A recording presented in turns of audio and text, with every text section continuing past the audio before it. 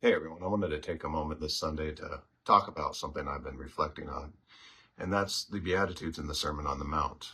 I noticed a pattern of progression in how they unfold, with them laid out as a journey of faith, moving from spiritual lowliness to wielding influence for God's kingdom. The end might not be what you expect. In fact, you might only come to face opposition and persecution as a result. But the progression traces the disciples' path from humility to the pursuit of righteousness.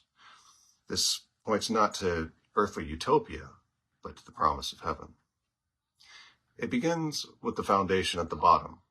Blessed are the poor in spirit, for theirs is the kingdom of heaven. These are the spiritually destitute, those who feel neglected or cast out, yet turn to God in faith. Next, blessed are those who mourn, for they will be comforted. Here we're also at a low point, a grieving, a personal loss, or maybe just grieving the world's brokenness. But God promises comfort to those who turn towards Him. These opening Beatitudes establish a state of humility and a state of dependence on God. This sets the stage for the journey of a person of faith. From here, the Beatitudes shift toward active engagement with the world. Blessed are the meek, for they will inherit the earth. Now, meekness is often misunderstood as weakness, but I think it's better seen echoing voices like Jordan Peterson as strength under control, those who wield power yet choose humility over domination.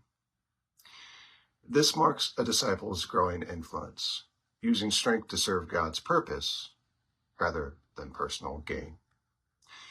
And God promises them the earth, not through conquest, but through divine gift. The progression continues. Blessed are those who hunger and thirst for righteousness, for they will be filled. Now we see those of faith actively pursuing God's justice, wielding their capability to align with His will. Through faith, God grants meaning and purpose, feeling the deepest of longings. Next, blessed are the merciful, for they will receive mercy. Mercy requires strength, a choice to forgo cruelty or domination over others, despite having the power to do so.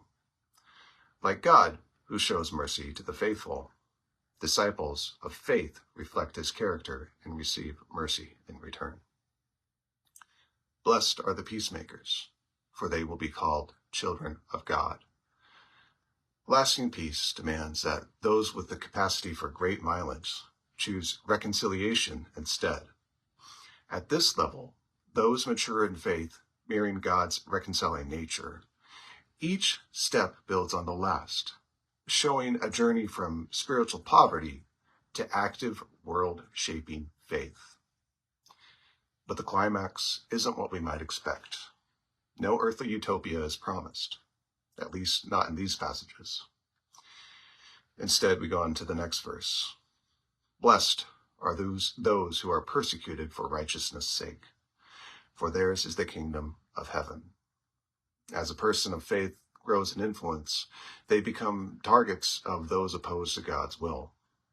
The forces of malice, living apart from God, lash out at the righteous, much in the same way Jesus was persecuted and died on the cross for our sins. The next passage elaborates. Blessed are you when people revile you and persecute you and utter all kinds of evil against you, falsely on my account. Rejoice and be glad, for your reward is great in heaven. For in the same way they persecuted the prophets who were before you. The promise of the kingdom of heaven in the first Beatitude returns in the second to last, framing the journey. It's a reminder that the disciples' path, though marked by growth and influence, circles back to reliance on God's ultimate promise.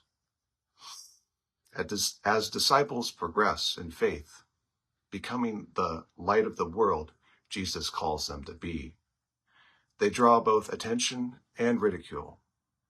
The more they reflect God's kingdom, the more they provoke opposition from a world resistant to it. The expectation isn't perfected earth, for we live in a fallen state. Rather, the greatest reward is to be found in heaven. This progression from humility to influence to persecution maps the disciples' journey, starting in humility and dependence, growing in righteous action, and enduring backlash from the opposition, all anchored by the hope of God's kingdom. Thanks for watching.